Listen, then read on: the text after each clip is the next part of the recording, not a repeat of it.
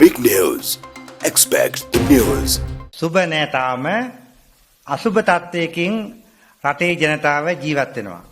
වර්තමාන රජය මොකක්ද මේ කරන විහිළුව?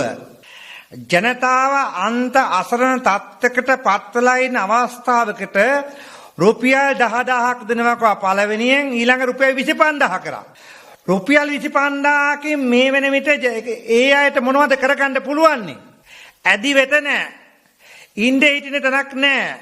පවිත්‍ර කරගන්න කොස්සක් ඉදලක් ගන්න බෑ.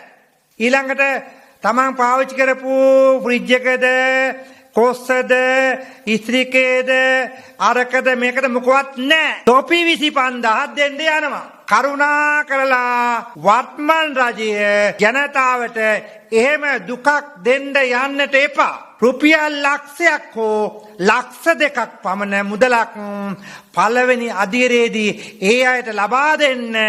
ඊට පස්සේ ඒ ටික පස්සේ අඩු කරගන්න.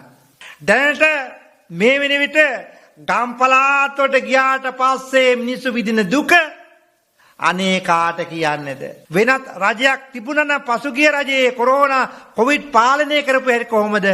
සුනාමිය ආපු වෙලාවේ මේ මිනිස්සුන්ට සහන දුන්න ක්‍රමය කොහොමද?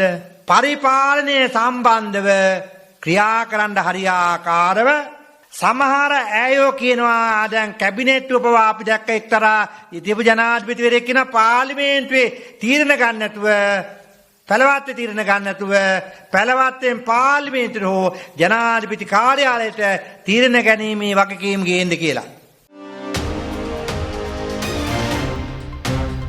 Big news. Expect the news.